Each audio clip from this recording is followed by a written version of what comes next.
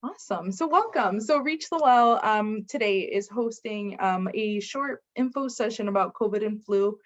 We have here presenting today Annalie Diaz, who is our REACH LoWELL program coordinator, and she'll introduce herself later on. My name is Jean Marlee Gonzalez. I am the REACH LoWELL program director here at Lowell Community Health Center. So welcome all. We also have on the call Dr. Yabo, who is the public health consultant for the immunization REACH from the CDC. So she's here and she'll be hosting our Q&A session at the end. So if any folks have any questions about anything on the screen, feel free to include them in the chat. We'll try our best to answer. I'm sharing my screen, so I won't be able to answer the questions in the chat, but we have other folks here that can support. So let's get started. I am going to go through a quick overview of REACH LoWELL, our program. And just to share some familiar faces that we have on our team that you probably see out in the community. We're going to do a quick general overview of COVID. We'll look at the boosters and the vaccines. We all know how complicated that has been over the last few months. We'll go through the flu and how important it is, especially during this time, to get your flu vaccine. And then we'll open it up for questions and answers. So today we have presenting Annalie and myself and Dr. Yabo, who's on the screen. Romilda and Ronnie have also been part of the COVID-19 flu outreach. And so those are also familiar faces that you'll see in the community. And I believe Romilda is gonna be available if she can show up to the webinar to answer questions in the chat and support with the Q&A portion. But this is some people part of our team. I'll show the bigger team in a second. So REACH is made possible from funding from the Centers for Disease Control. REACH stands for Racial and Equity Approaches to Community Health. And so we are a CDC funded project. Our goal is to eliminate disparities among Southeast Asian populations and Hispanic Latinx populations as it relates to diabetes. And we do this through a systems level approach with interventions and doing culturally tailored activities. We have 4 strategies. So we work in nutrition, we work in physical activity, we work in community clinical linkages. And for the purposes of this webinar, we're working in our COVID and flu outreach. And so we're looking at the outreach, education, and vaccination of our community. And so this is one of our strategies that we do within our programming. And this is all of our team, and you'll see some familiar faces here. We have our principal investigator, Sheila Och, our senior director, Murphy, myself, we have Annalie, our program coordinator. We also have Gitana, who is our marketing and media specialist, or communication specialist, Mia Nakrat, our community health worker, Stephanie, our community health worker, Vincent, also our community health worker. I saw him, he's on the call today. Ronnie, who's our community health worker, Romilda, also our community health worker. So this is our team. If you see us out in the community, please say hi. You know, please greet yourself. And if you have any questions on COVID and flu, everyone on this team can support. We also have we are a coalition, so we have many partners that work with us throughout the time that we're doing work. We have Iyabode, the city, the Department of Planning and Development Department, CBA, Merrimack Valley Food Bank, Mill City Grows, and GSI. We also have other partners that are not listed on the screen, which are community-based organizations and faith-based partners that we often partner with to promote flu vaccine clinics. And then I'm going to hand it over to Annalie for our COVID-19 overview. Hello, everyone. My name is Annalie. I am the program coordinator for REACH LoWELL. So now we're going to start with a COVID-19 overview. Next slide. Oh, wow, you're on it. So COVID-19, what is it? So COVID-19 is a disease caused by a virus called SARS-CoV-2. It was discovered in China on December of 2019. As we may know, it is very contagious and has spread quickly around the world. Next slide. COVID-19 is known to cause respiratory symptoms that can feel like a cold, flu, or pneumonia. Some people may have mild symptoms or become severely ill. Some people that experience symptoms, minor symptoms, or no symptoms at all may suffer from post-COVID conditions. Older adults and people with underlying medical conditions are at an increased risk of severe illness for COVID. It's a hard word for me, clearly. And due to COVID, hundreds of thousands of people have died in the United States. And it is important to receive a COVID vaccine because it is safe, it is effective. Vaccines actually teach our immune systems to fight the virus that causes COVID-19. Next slide. So how does COVID-19 spread? COVID-19 spreads with someone who is infected. Sorry, so you guys can't see me. When someone who is infected breathes out droplets that contain these small particles that contain the virus. Other people can actually breathe in these droplets and the particles, or they can land on their body parts, such as their eyes, nose, or mouth. Next slide.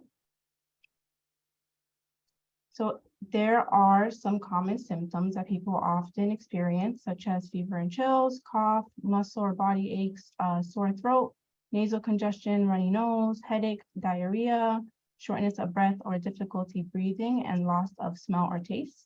If you are experiencing any of these symptoms, you should consider getting tested for COVID-19.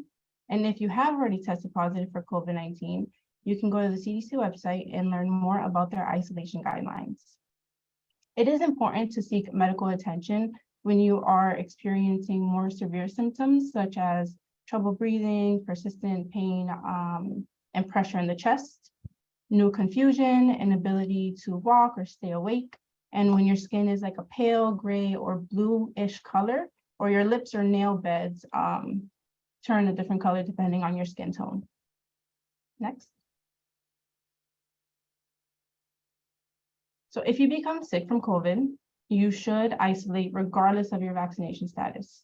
And if you are sick and you suspect that it is a cold, you should still isolate until you get tested. So if you test negative, you should end your isolation. But if you test positive, but you have no symptoms, your day 0 would be on the day that you test, and your day 1 would be the day after you test. And then if you test positive and you do have symptoms, your day 0 of isolation is the day that you started having symptoms, regardless of when you tested positive, and your day 1 is the first full day after your symptoms start. And then you want to make sure that you isolate for at least 5 days. Next. So certain populations are at risk for COVID-19, are at a higher risk. So these include older adults, people with chronic medical conditions such as asthma, diabetes, heart, lung, or kidney disease, people who are immunocompromised, people who are pregnant or recently pregnant, and then people with medical conditions. Next. So now we're going to go over the different risks for COVID-19. So on the left, it's going to explain like the duration of time you're with someone. So the longer that you are with someone infected with COVID, the higher the risk of transmission. So for example, let's say you're food shopping and someone walks by you, your risk is lower because you're not with them for a long period of time. But if you are working out with someone or you're working with someone for hours, then your risk increases. And then to the right, activities like coughing, heavy breathing, singing, shouting increase your risk of transmission. If you're doing, for example, if you're doing meditation, you're not talking. So there's no, droplets going out into the air to infect the person next to you. Compared to when you're singing with someone, there's droplets that you are emitting, and then you can infect the person that's next to you. Next. And then to the left, it explains wearing a mask. So if both people are wearing a mask, the rate of transmission is lower. If one person is wearing a mask, the risk increases. And then if no one is wearing a mask, the risk is high. With ventilation, if you are outside, the risk of transmission is low because of the high ventilation and the fresh air. If you are indoors, even if there is good ventilation or good filtration, your risk still increases. And if there's no ventilation, of course, your risk is high. Next. To the left, symptoms, it explains symptoms. So if you are around someone with no symptoms, your risk of getting COVID are lower compared to being around someone with higher symptoms. And then being close to someone who is infected increases the risk of transmission compared to someone you are social distancing from. Next slide. So now we're going to discuss COVID-19 boosters and the vaccines. Next. There are 4 COVID vaccines in the United States, which are Pfizer, Moderna, Novavax, and Johnson & Johnson. People who are up to date have a lower risk of severe illness, hospitalization, and death from COVID. Updated boosters can help to restore protection that have decreased since your previous vaccination. Vaccine recommendations are based by age. And yeah, okay, next slide. And ages 6 months and older are now recommended to receive one updated bivalent booster, and that was released on October 9th of 2022. And the updated bivalent booster protects against the original virus that caused COVID and the Omicron BA4 and BA5 variant. Both Pfizer and Moderna have developed the updated bivalent booster. And now I'm going to pass the rest on to Jean Marie.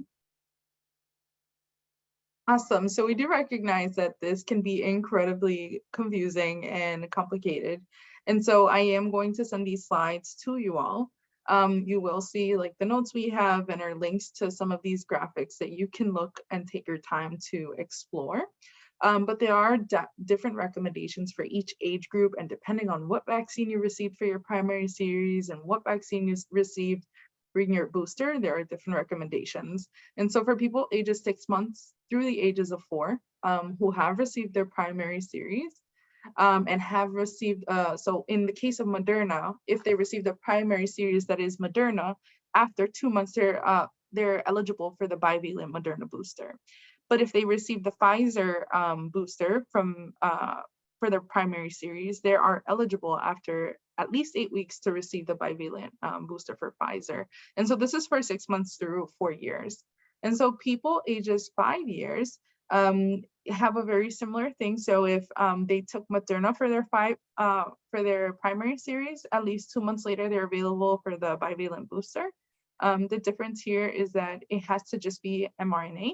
Same here for those who received the Pfizer primary series, at least 8 weeks from that time, they're eligible for a bivalent booster.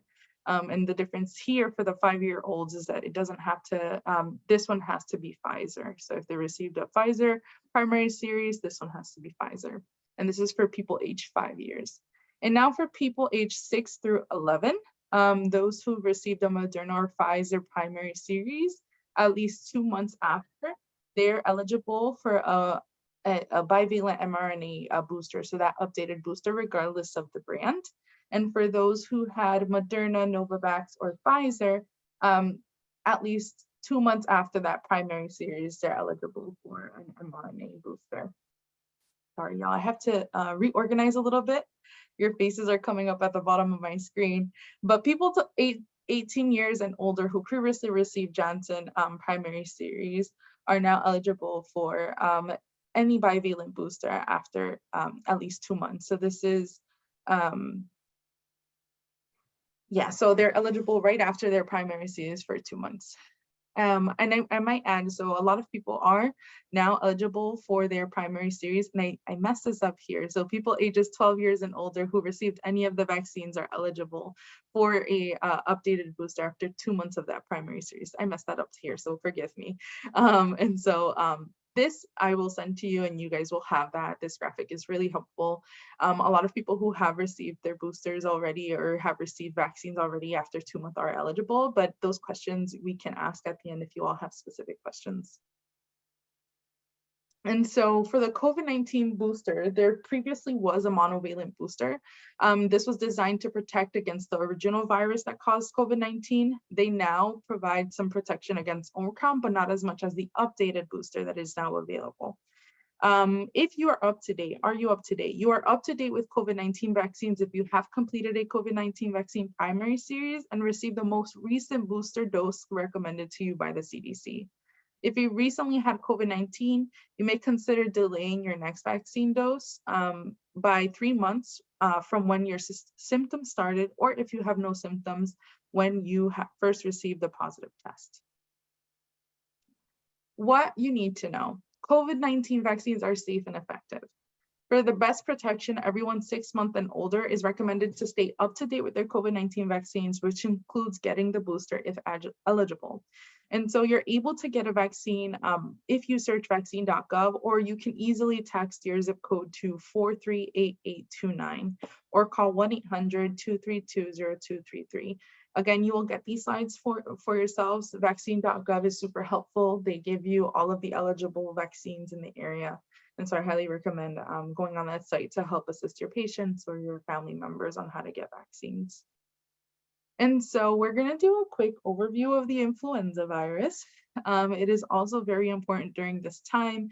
It is another virus circulating in the area that has historically happened. And so for some of you, this may not be new, but it's a good reminder that, our COVID-19 vaccines are important, but also our flu vaccines, because you can still get sick if you got your COVID vaccine from the flu.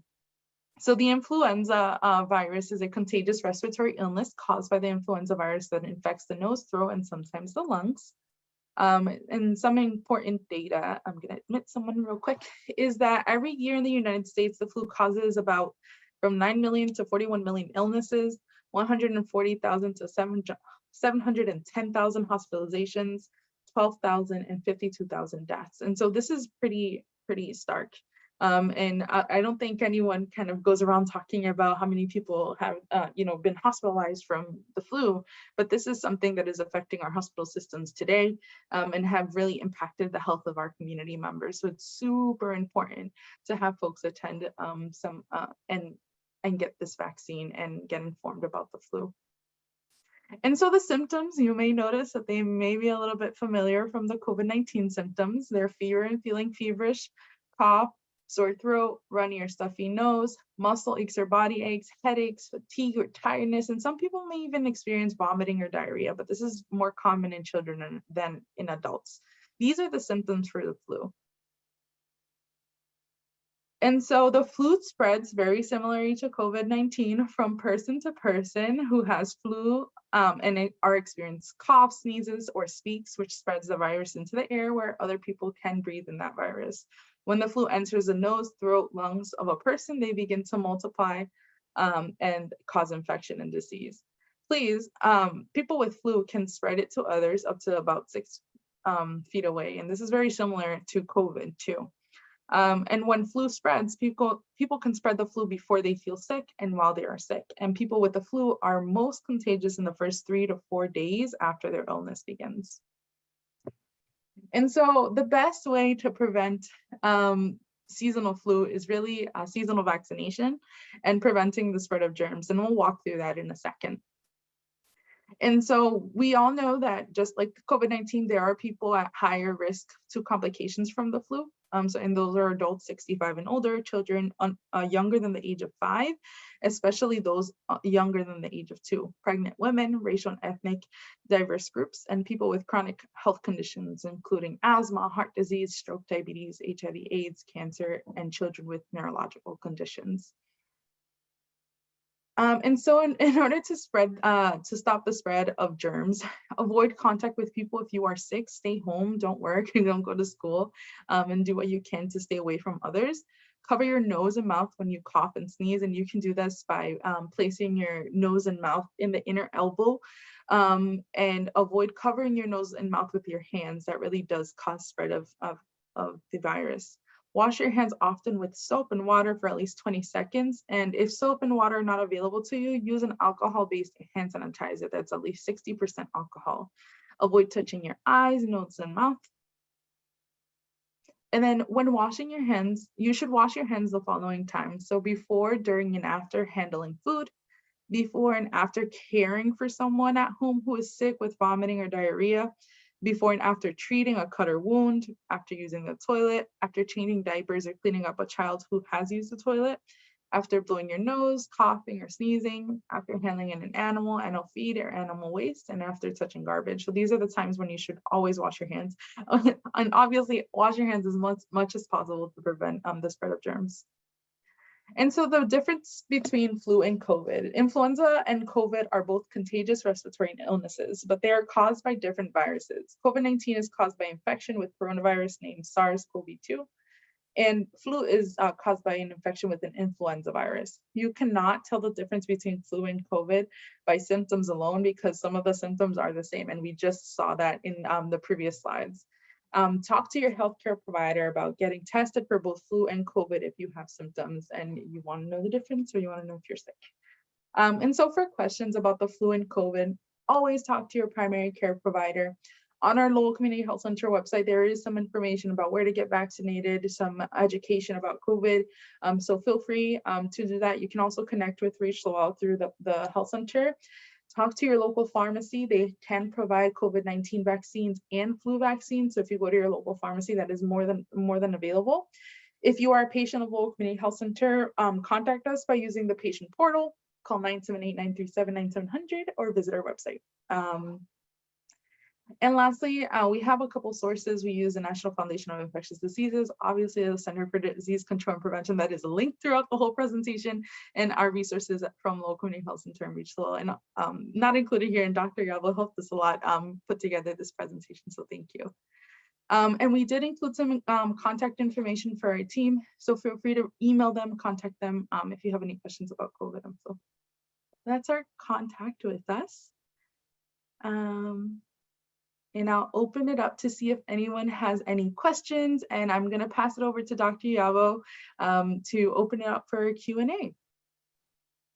Thank you so much, Jamie Lee, and thank you, Anna Lee. This has been an awesome presentation, really sharing some very valuable information. And we're now open for a question and answer. So any question regarding the topics that have been shared, or any questions you may have in general about COVID or flu, we'll be happy to entertain.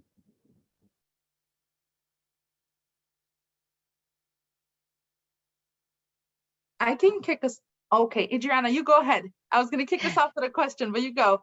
Yeah, I think the question that I often get from the population that I serve is, how many boosters do I need to have? Right. That's a great question, because, you know, since the onset of the pandemic, we're all learning together, and we're learning how long protection lasts from one shot to the next. And so at this time, the recommendation is for one updated booster, meaning the new Omicron booster. The booster vaccine we had in the past protected against the original strain with a little protection against Omicron, but the one we have now has the broadest protection as available in the vaccine. So as long as someone has that one updated booster, that is all that is recommended for now as far as boosters. There's no additional boosters being recommended. So in general, as generally mentioned, as long as it's been 2 months since your last vaccine dose, say your last booster, or when you completed your series, it's time for that updated booster. It's a little bit more confusing for kids, and that's why we just presented the schedules, because it depends on what the child had initially in terms of what they need. But for the general adult population, as long as it's been 2 months since your last booster or when you completed your series, it's time for your updated booster. And we say that because a lot of people got their series or their last booster over a year ago, and they've been sitting and waiting. Please do not wait any longer. It's time for your updated booster. Go ahead and get that, because it will protect you. It has been shown to be very effective in protecting against hospitalizations and death. Thank you, Dr. Yabo and Adriana. Go ahead, Carla. You can unmute. So I just have a clarifying question. I just want to make sure that I went ahead and understood them correctly. And excuse me for my voice, but so I ended up getting both of my boosters, you know, back in both of my shots, 2020 and 2021. My booster was in December of 2021. So does that mean that I'm all set? Or should I get like the newest booster, which now would be me having 2 boosters? Right. So you need the new booster. Nobody is set until they get the new booster. So you cannot say you're up to date until you've received the new booster. So once you've received that new updated Omicron booster, now you're up to date. Got it. Okay. And what are some of the, so I do remember, like, you know, I did get a little bit sick when getting these vaccines. Would I be, getting probably, is it similar symptoms when you're getting like this new booster, or because it's a new like strain, is there any additional symptoms or anything that's different from the previous ones? So similar symptoms with your old booster or your old primary series. So someone else has the same thing in the chat. So again, the booster is no different than the original vaccine, except that it protects against, like you said, 2 strains, but people still get tired, sore arm, fatigue, low-grade fever. So what we recommend is just like you did when you got your original COVID vaccines or your flu vaccine every year, those same symptoms, you can take either acetaminophen or ibuprofen. If that's safe for you, you can check with your primary care provider. You can take that either before or right after you get the vaccine. That would help take care of a lot of those symptoms. Also, if you're working, maybe a good time to take your booster would be on a Thursday or Friday. That way the symptoms, which usually occur 2 to 3 days after your booster, you can get those while you're at home, you're resting, and the symptoms should only last a couple of days, 2 to 3 days max. If you're still having symptoms, you need to make sure you didn't actually have COVID or flu if it's lasting longer than that. So that's one thing. Secondly, I just wanted to explain why people get these symptoms, because a lot of people think they're actually getting sick because of COVID or flu after they get these symptoms after a vaccination, and that's not the case. You're getting these symptoms because your immune system is now reacting to what it thinks is the real germ. When you vaccinate someone, it's like something foreign coming into their body, and they see that as, oh, I need to do something about it. Your immune system tries to fight it off, and it builds these fighting cells. During that process, that's when you may have a sore arm or have a fever or just feel chills or tiredness for a day or two. That's all signs of a very good active immune system. Not everyone has these symptoms. Your immune system is still working. It's just how, we're all different. So just wanted to clarify what those side effects are. These are expected, and babies get them, the same side effects when they get their baby shots. They just can't express them, but as adults, we're able to verbalize that. So hopefully that helps. Yeah, thank you for that clarification. That was very helpful. Great. Thank you. Go, Terry has her hand up, and then we'll come to you, Adriana. Go ahead, Terry. This is so wonderful. My question is, there's a Native American community that we're working with, who said that they're hesitant about the mRNA vaccines, as they see it as less natural to introduce into one's body. And so they are interested, well, 2 parts to that question. If you have anything you might want to say about that concern, and also they are hoping for more Johnson & Johnson vaccine in their area and have had trouble accessing those. Sure. So let's start with what vaccines are available. Jubilee, could you share that slide with the 3 vaccines? So the Novavax is the more traditional vaccine that's available now. When we say traditional, it's very much like the hepatitis B and other vaccines that we've used for years, where is a piece, what's called a protein subunit, a piece of the actual germ that has been killed. It can no longer cause disease and is used to make the vaccine. So for some people who are looking for that more traditional method, there's the Novavax COVID-19 vaccine in the middle there. The Johnson & Johnson, which is another one we've used in the past, which is called a viral vector vaccine, which was used as the one and done earlier in the pandemic, can still be used, but because of the safety concerns with it, there was increased risk of this rare type of blood clot, et cetera. The CDC has recommended that they prefer that people get either Pfizer, Moderna, or Novavax over J&J. So at this point, it's recommended the J&J only in very rare circumstances because of that increased risk of the side effects of the blood clots. And there were some deaths associated with that as well from the blood clots. So we really encourage the Novavax for people who say, well, I just want that more traditional vaccine, but also remember that the mRNA vaccines are safe. So let's stop there and talk about the mRNA technology a little bit.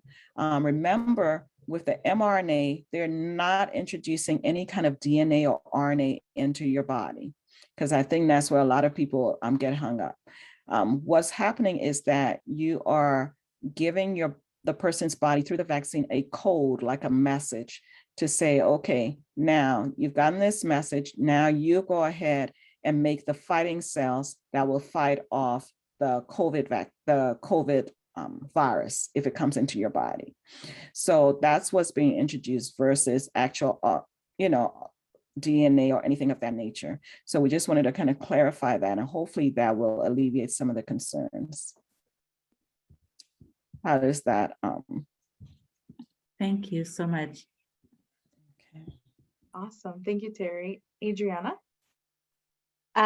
Is harmful if someone is getting multiple boosters, because like now, especially with the incentives, with the gift cards, like everybody's waiting to like, it was 2 months ago, I could get another booster and get my gift card. Is that harmful when they get multiple boosters that are updated? That's a great question, Adriana. No, we're hearing this across the country, and it is not recommended to do that. We don't know the studies. There are no studies on these multiple boosters or doses of vaccine outside of what's recommended. So at this point, because we don't have that centralized immunization registry for adults, we don't know, except from word of mouth, how many doses someone has received before. So I would recommend a disclaimer, maybe at your vaccine clinics, like, hey, if you've had already your updated booster, it is not recommended that you get any further boosters. We don't have any studies to show that is safe or is effective.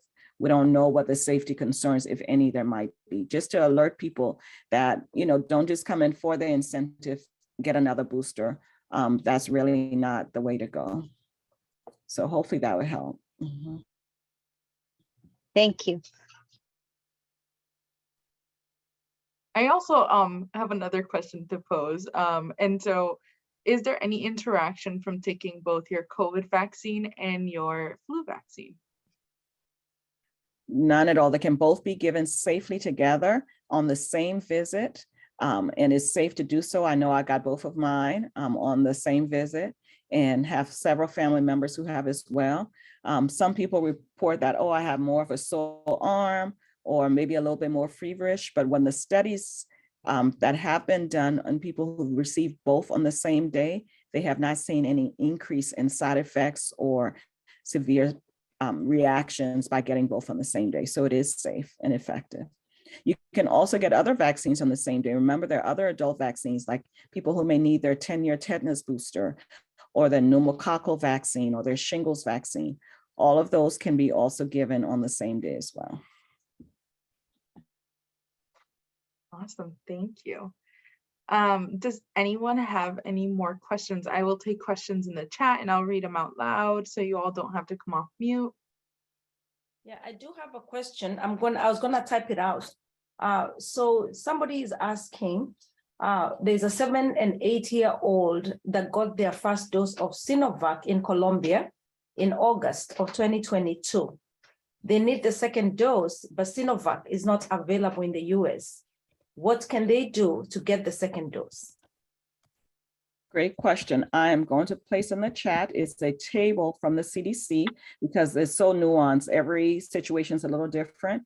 It's based on whether the person received a vaccine that we currently use in the US versus used outside of the US, and what to do next. What are the next steps? So it's an easy to read table that they can share with their healthcare provider. So I'm going to include that in the chat. Just give me a minute, okay? But thank you. Yes.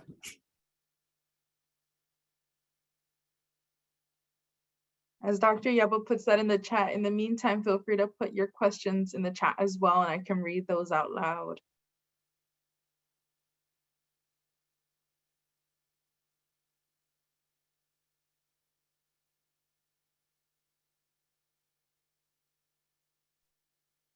I have some community member that come up to me, they always said, I don't want to get a vaccine because even I have vaccine, I still get sick with COVID virus.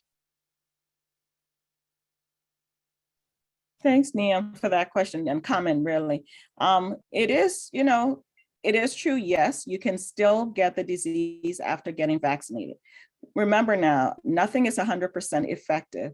The COVID-19 vaccines, when they're developed, were intended to prevent hospitalization and death. There was always the thought that it will not prevent all infection. So what we're trying to do is ensure that the population will hopefully stay well if they got COVID after getting vaccinated and not end up in a hospital or dying. So that's the premise. And so there will be some people who will still get COVID after getting the COVID-19 vaccine. There will be people who will get flu after getting the flu vaccine. But the overall plan and the overall reality of what we're seeing is that those people are not getting as sick. And we're seeing this over and over. They're not being hospitalized at the same rate if they're up to date. Now, doesn't mean that someone who only got one COVID vaccine when they should have gotten a primary series and a booster, they only got one, they may get sicker because they're not up to date.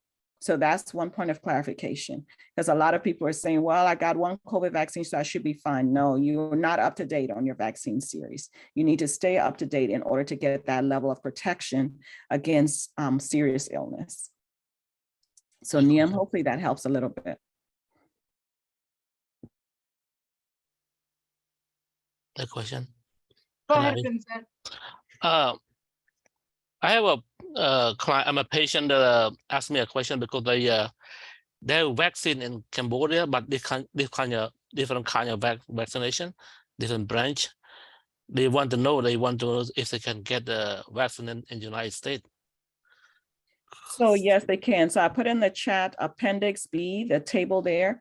It tells you what to do in that case. If someone got a vaccine that is not currently authorized in the US, where do you go next? What's the next step?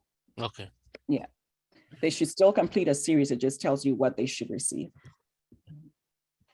And then I see a question about, I've heard from many whose physicians said they should not bother with Paxlovid, even if they qualify. Oh, this is very sad, Terry. It really should be the other way around. And we're still trying to educate healthcare providers across the country about the importance of recommending and promoting Paxlovid for people who are at high risk for severe illness. Now, who are those people who are at high risk? So if someone is in your setting who has asthma, who just recently had cancer, is being treated for cancer, they have lung, kidney, heart disease, all of those may put them at increased risk for getting very sick from COVID if they were to contract COVID. These are the people who should be first in line to be referred for Paxlovid treatment, which can decrease their chance of being hospitalized or from dying. Yes, there are a lot of interactions with Paxlovid and other medications, and that's where the healthcare provider comes in. They need to look at someone's medical history, see what medications they are. As long as there's no contraindication to giving Paxlovid, then it should be recommended for these high-risk groups. Again, those are people who may be, really immunocompromised. Their immune system just won't handle a COVID illness as well. And I'll share that information in the chat as well as far as Paxlovid.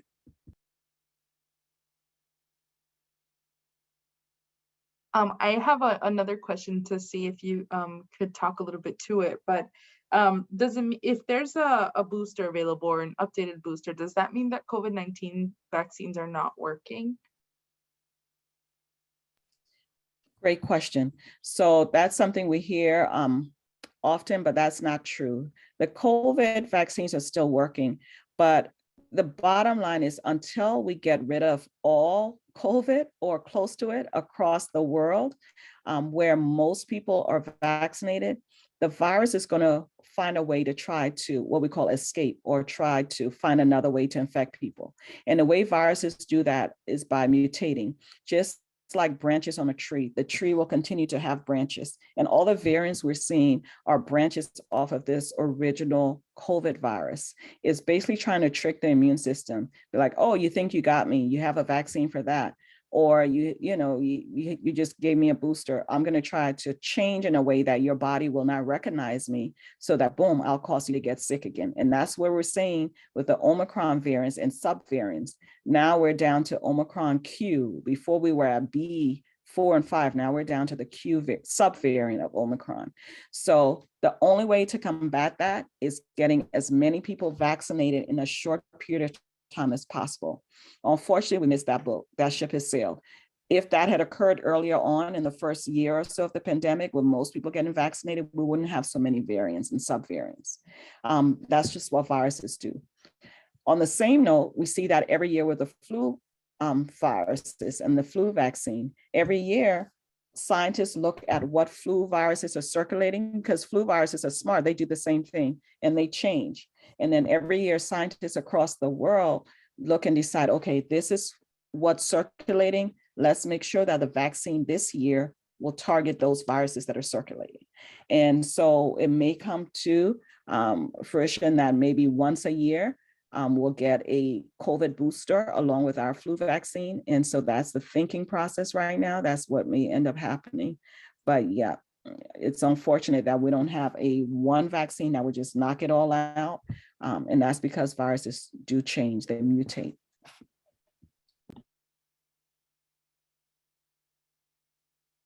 Awesome. Does anyone have any other questions?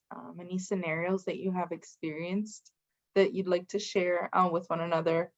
I'll also open it up to things that you're doing in your communities that are working, or any challenges that you may be having with encouraging people to get vaccinated. There is something I've been hearing, Dr. Yabo, too, has been people saying, like, I don't want the updated booster. Do I still have access to the one we had before? That's also something I've heard out in the community. Sure, and I just included the information about Paxlovid in case anyone has further questions on that. So at this time, the monovalent or the original booster is not being made available. To my understanding, pretty much all the pharmacies and all the healthcare provider offices have the updated booster. And that's to ensure people are getting the booster that will provide the best protection. And it's recommended down to 6 months of age now. And remember, again, it's protecting against the original viral strain that came about in December 2019, as well as the newer Omicron strain that is providing protection against. Thank you. I have a question, because at this time of the year, you could feel sick. It could be like flu, it could be like some respiratory condition. If you don't test yourself, how long it will be safe to get the booster after you feel sick? Great question, Adriana. And generally, let me know if I'm freezing and I'll turn off my camera, okay? Okay. So I think there are two. All right. I think there are two parts to Adriana's question. First is a very important point she made. This time of the year, there's so many respiratory illnesses like flu, COVID, RSV circulating. You don't know which one it is. And we're seeing just recent news articles, 80% of the hospitalizations now across the country are due to other respiratory illnesses and less due to COVID. They can look very similar. You can have fever, cough, runny nose, breathing problems, etc. The only way to know for sure is to test. So we still encourage you to get COVID tests, to isolate, as Annalise shared earlier on the screen. If you do have COVID, stay away from others. Flu tests are not as widely available as far as home tests. That's something you would have to go to a healthcare provider setting to receive a flu test. Because if your COVID test is normal, meaning negative, and you're still having symptoms that are flu-like, then it's important to get a flu test, especially if you have a high-risk medical condition that could make you very sick. So RSV, there's no tests. So again, as you mentioned, it's important to know that there's so many other viruses circulating. And then going back to the second part of your question, remind me again, you said there's so many viruses circulating. Yeah, and it's kind of like I feel sick today, and it was probably like a cold or a respiratory RSV. Like, how long do I need to wait to get the booster? Great question. So, and this is the same answer for any vaccine that you may want to receive. It's best to wait until you are well. And that can be a conversation if you have a healthcare provider to say, hey, I just had COVID or I was sick a few weeks ago. Am I well enough now to get vaccinated? So there's no definite time frame is when you're well.